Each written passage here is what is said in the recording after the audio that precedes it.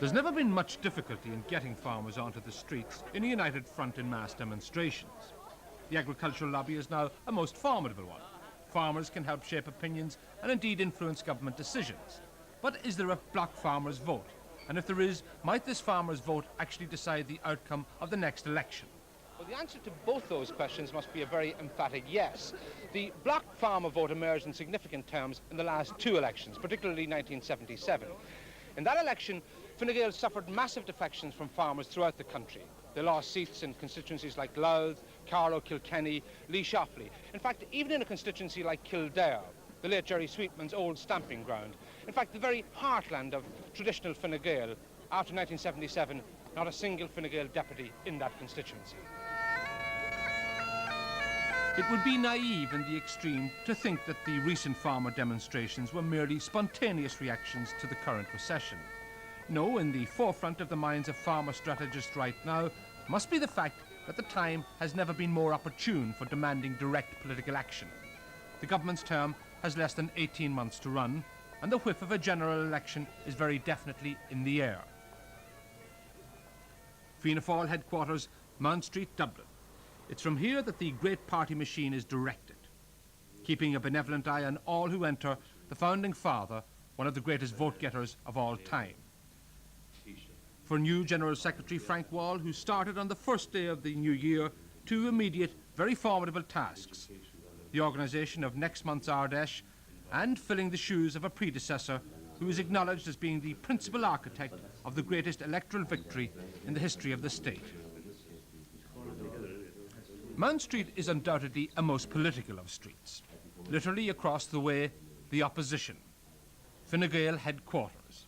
And one lesson learned by Fine Gael in 1977, if you're serious about competing with Fianna Fáil, you've got to be just as professional. How are you guys? How's it going? We want to get that out this evening. Peter Prendergast, Fine Gael General Secretary since the last election, has gone a long way in injecting a similar professionalism into a party machine that for too long tended to trundle along on the momentum of old-style politics. But even so, Fine Gael is still smarting from that 1977 humiliation, in which the party lost heavily throughout the country. Here in the Wexford four-seater, the Fine Gael vote dropped by 7.5%. Many farmers, traditional Fine Gael voters, defected to Fianna Fáil in significant numbers. And the evidence is that this wasn't just a decision taken without consultation by individual farmers. No, if ever there was a case of a block vote being delivered, it was here in Wexford. But just 2 days before the last general election, more than 400 County Wexford farmers crammed into the canteen here at the Enniscorthy Mart. At issue that day, the findings of the IFA questionnaire, which had been sent to all the political parties. And while some of the farmers here that day did decide to vote as they'd always done, many traditional Fine Gaelers, some of them who'd actually been members of General O'Duffy's Blue Shirts, did decide there and then to break ranks, to cross over and vote Fianna Fáil. I can't afford to follow my father's footsteps now. Simple as that. In the old days, people lived differently, they were more loyal to parties, and they just stuck on to where their fathers were, they stuck on, but we couldn't do that now. If the Fine Gael party were to come to you and say, Mr. Doyle, we'd like your support once again and the support of other farmers, what should we do? What would you say to them? Well, speaking for myself, Nick, I would say to them, first of all, I think they would have to give me an undertaking that it was going to be a Fine Gael government or a Fine Gael opposition. I think nothing else would be tolerated by myself and a lot of farmers I know in the county. And if Fine Gael decide not to go alone at the next election, what do you think will be the reaction of farmers in this county? Well, the reaction, as far as I'm concerned, again, would be very much against. The old Redmondite tradition ran strong in Fine Gael in Wexford, but that's now changed. The present TD, Michael Darcy, is a local farmer with newly acquired kudos as Fine Gael agriculture spokesman. With an extra 5th seat in Wexford next election, Fine Gael are going all out to get 2 seats, with a virtual canvass already underway. Great. Hello, David. How are you? How are you? You're very welcome. Listen, you know Colin. Hello, David. How are you? Yeah. Very well. We're canvassing for the Fine Gael 6-point plan. Yes. on agriculture, Yes. and we'd hope you'd support it, and also if you'd allow us to canvass the staff here. Yeah, sure, certainly. You know what it's about. I do. You've probably seen some on the newspapers, Yeah. television, so perhaps you'd like to sign the petition yourself. Oh, I will certainly. The lesson that has been learned from the 77 general election as far as parties are concerned is that the electorate can no longer be taken for granted, particularly the farming community. We learned a very severe lesson in 77, and I believe that the position that things are in at the moment, that we can get back the support from the agricultural community in particular. But I believe that we're the only party in Dáil Éireann who have offered short-term policies which will take us out of the present crisis, and I believe the farmers realise this and realise it fully. And on top of that, when the next general election is announced, Nicholas, we will have a long-term policy for the agricultural community. As far as farmers are concerned now, is it a case of really, from their point of view, saying to the two parties, show us what you've got to offer and we'll make our choice, rather than I'm going to vote the way my father did?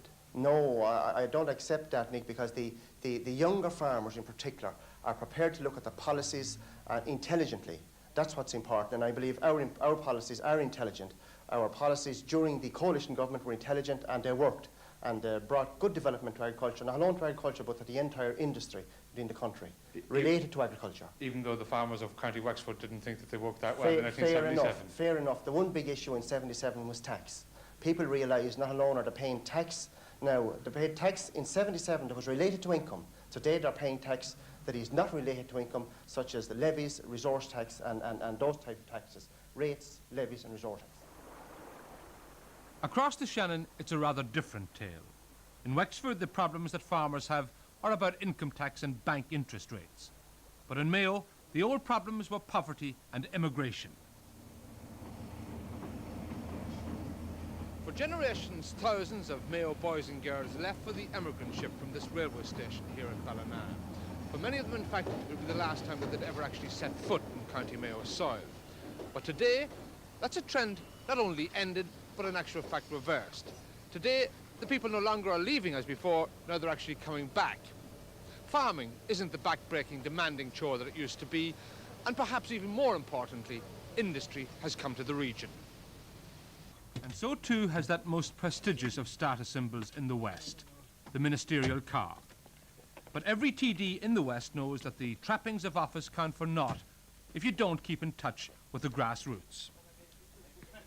This is an important meeting. It's the last opportunity we will have of meeting before the Ardesh. And on the agenda tonight, we will have the selection of delegates to that Ardesh. But before we get on to that, I would like to ask the Minister, Sean Kilkenny, to say a few words. Sean.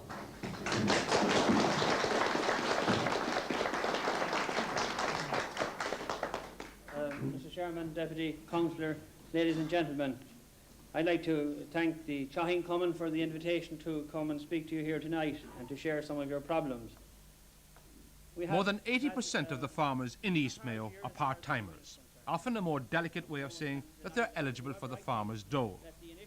The fruits of the CAP have fallen less abundantly on these people than their counterparts in the East. And for both Sean Kilkenny and PJ Morley, the general election campaign started the day after Fianna Fáil will return to office. East Mayo is the most marginal constituency in the country. In 1977, a mere 0.6% separated the two parties. Point of view as it applied to the very, very big farmer. And we know to our cost that the policies that were good for the big man were not necessarily good for the small man. And Ray McSherry has, for the first time, put emphasis on the small man, and I think that Donegal proved that he was correct, and I will look forward to seeing East Mayo and West Mayo proving also that he was correct, and the farming vote coming out strongly and stronger than ever for Fianna Fáil in the next general election. But even party loyalists can no longer be counted on for unquestioning support. Billy Heffron, with 80 acres, is a substantial dairy farmer by local standards. He's chairman of his local Fianna Fáil Cumann. He's also made a working loss on his farm for the past 2 years. And quite simply, he blames his own party. Well, it would affect in the sense that I have campaigned since I had the vote, and I would doubt very much if I would campaign now in the next election. I feel we have been badly done by the government.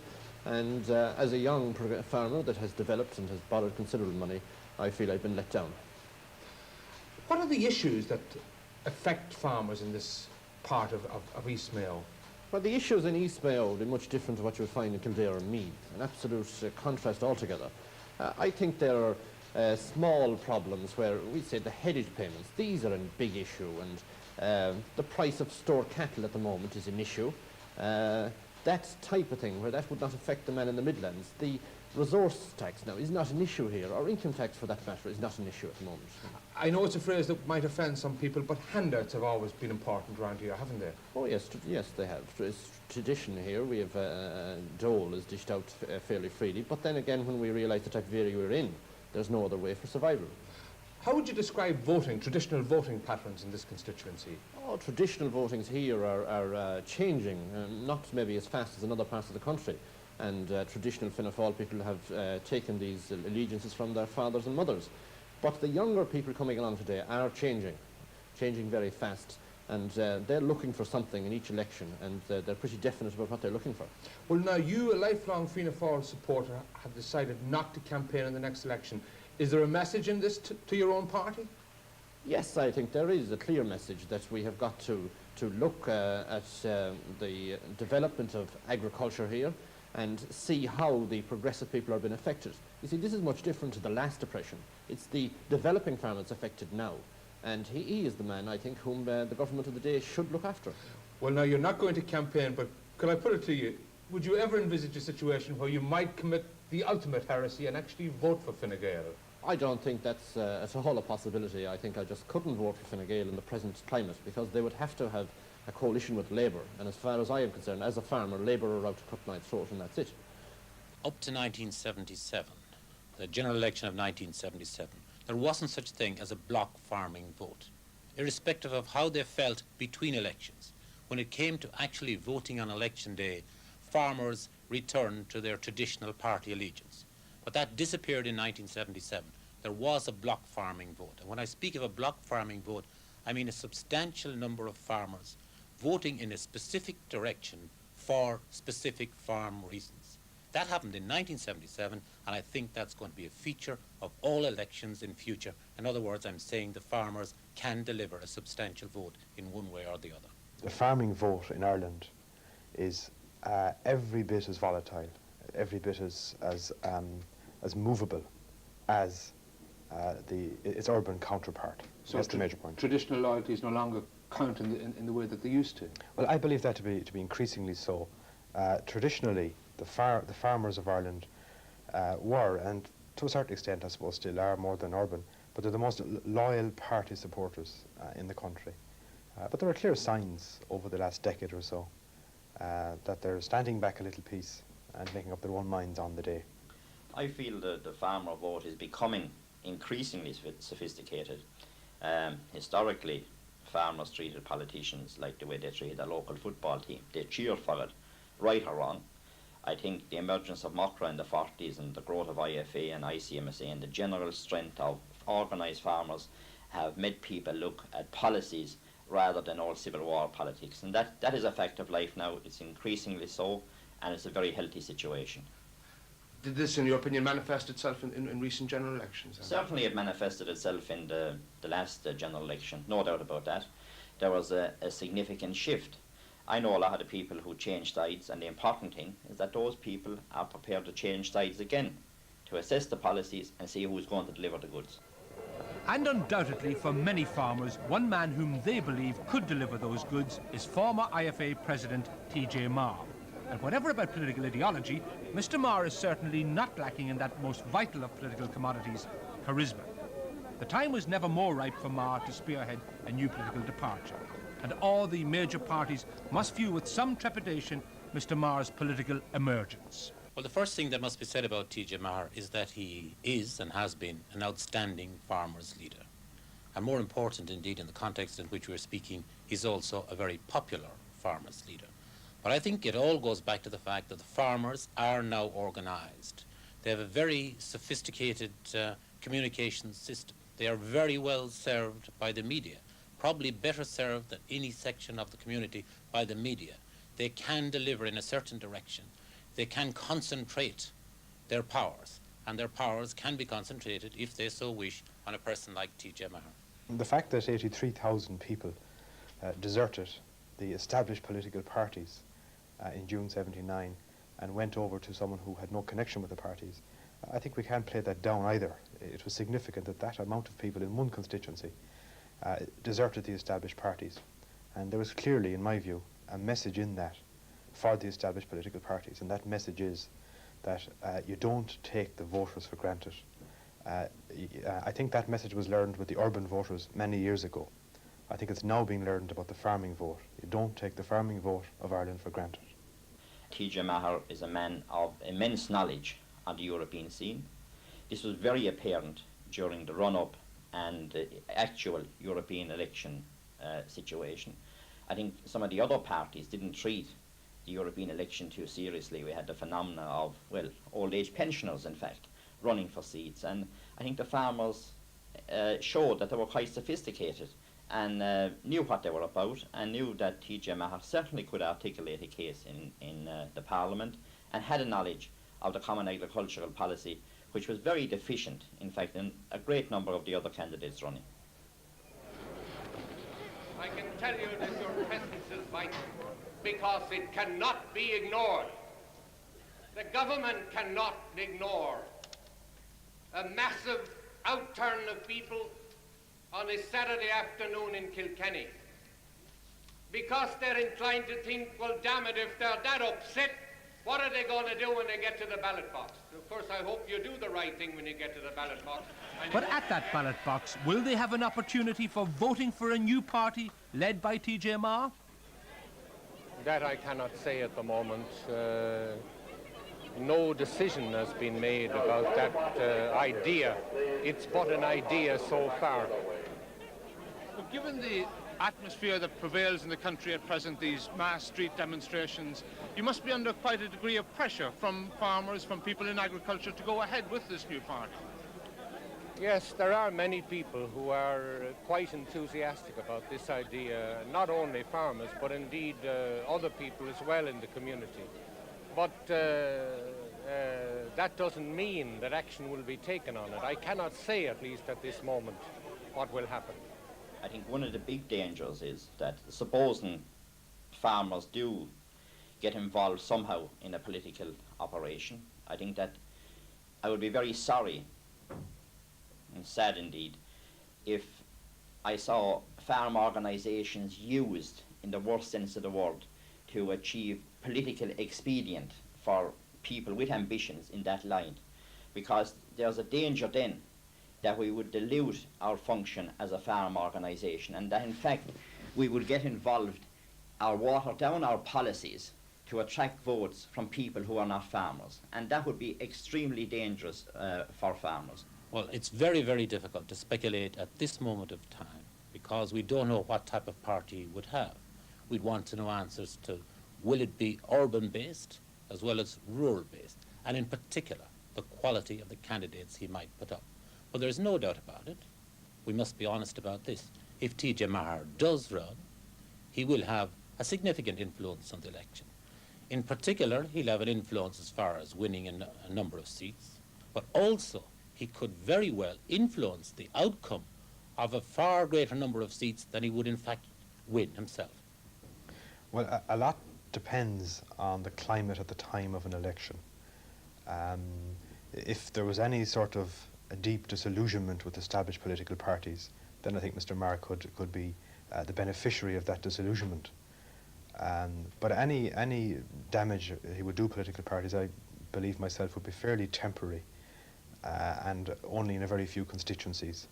I think the tasks in forming, organising and winning elections in constituencies, it's a mammoth task, and one Mr. Maher, I'd say, and I suspect by his sheer hesitancy in making any announcement, he's beginning to realise, and it's beginning to dawn on him, the mammoth task it is.